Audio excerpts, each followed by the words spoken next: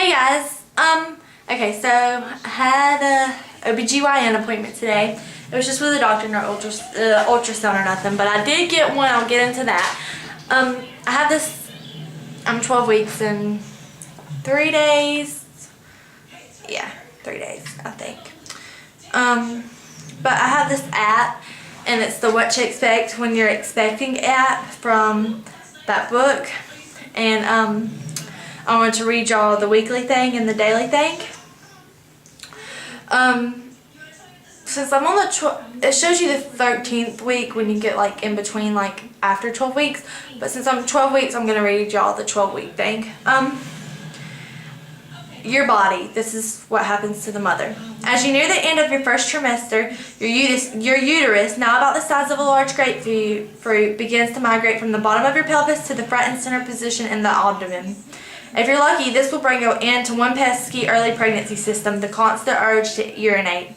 Also slated to diminish somewhat now that you're on the cusp of your second trimester, or some of those other early pregnancy systems. Nausea, super tender breasts and nipples, food aversions, fatigue. But don't look now, though considering the system, maybe you should. There's a new one added to the mix, dizziness. Sorry, I can't talk. And guess who's to blame? Yep, it's your old friend progesterone again, which causes your blood vessels to relax and widen, increasing the flow of the blood to your baby. Again, good for baby, but slowing the return of blood to you. As always, not so good for mom. Less blood flow to you means lower blood pressure and reduced blood flow to the brain. All of these can contribute to that lightheaded, dizzy feeling, especially when you get up too quickly, which is why slow and steady wins the race against dizziness. Another cause of dizziness is during pregnancy is low blood sugar levels, which can occur if you're not eating regularly.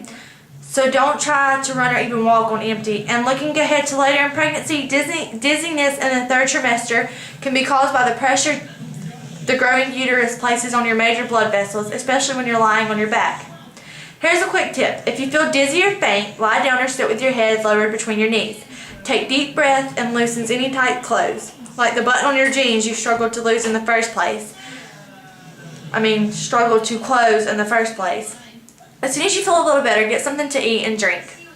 Okay, now your baby. This week marks a turning point for your baby.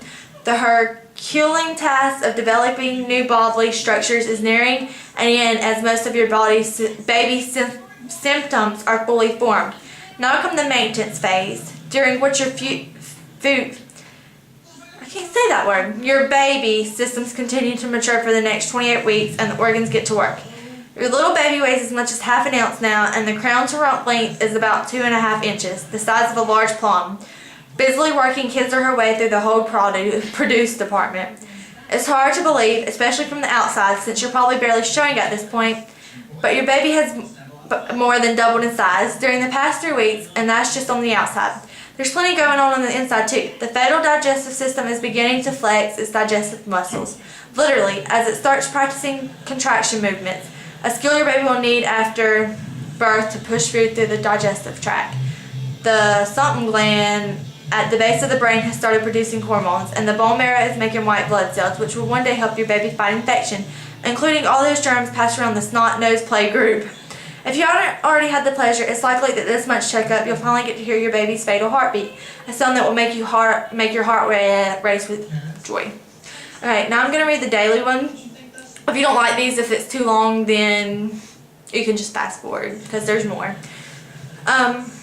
September 23rd, day 87, stretch mark treatment. You can rub oil and soak your belly in butter, or you can offer a prayer to the goddess of the taut tummy. But the truth is, 90% of all women will develop stretch marks during pregnancy. The other 10% have fabulous genes, or especially well-toned and elastic skin. Maybe you'll be in lucky minority, or maybe you won't, but you'll be finding out soon enough, as soon as the stretching begins in earnest. The best way to minimize or even avoid the marks, keep your weight gain steady, moderate, and gradual. As for creams and rubs, well, they may or may not work, but at least you can enjoy your partner applying them. Okay, I'm going to read tomorrow's too. Sorry. This is for the... No, I'm not going to read tomorrow's. Okay, so that was that. Sorry, it's kind of interesting facts about your baby. Okay, so, do you want to see what my tummy looks like? I don't know if y'all can see that. Let's see. I'm gonna pick up the camera and I'm gonna turn it. You see? Okay. Sorry guys. Okay. So I went to the doctor and the doctor comes in. This is my first time meeting the doctor. The doctor comes in and she's taking a little thing on my belly trying to find the heartbeat. Well, she can't. Oh gosh, you guys, I start flipping out and I'm crying. She says she's gonna try to get me into the sonogram. And the lady says that she has room for me. So I go back to the waiting room and I'm tripping because it probably only took about 15 minutes, but it seems like it was forever. And I was like, oh my God, please let me get back there. I was crying and I was saying prayers. I was saying, Jesus, please let my baby be okay. Jesus, please let my baby have a heartbeat. The lady called me back for an ultrasound or a sonogram, and as soon as she put the gel on my belly and the thing, I saw the baby's head, and right then a smile perked up in my face because I knew the baby was there. And then she moved it around and she let us hear the heartbeat, and we got some pictures. That one's pretty good. You can see his head really good. Oh, sorry, cover it up. Look at his nose. Okay, and this is a 3D one. Those are always interesting. And then,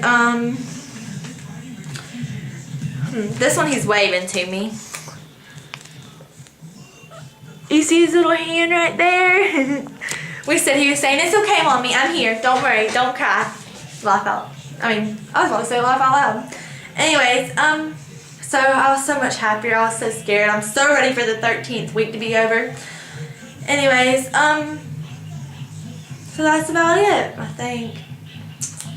Sorry I didn't update on week 11. I don't know if I've already said this, but I'm going to say it again because I can't remember. Nothing was really different except I was nauseous, or I had morning sickness every day that week. I did. I really did.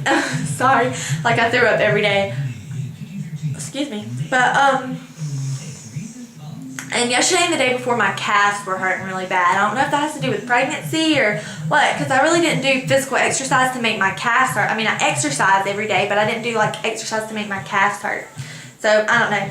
Anyways, I hope this was helpful and that y'all enjoyed it. I'll update next week. Bye, guys.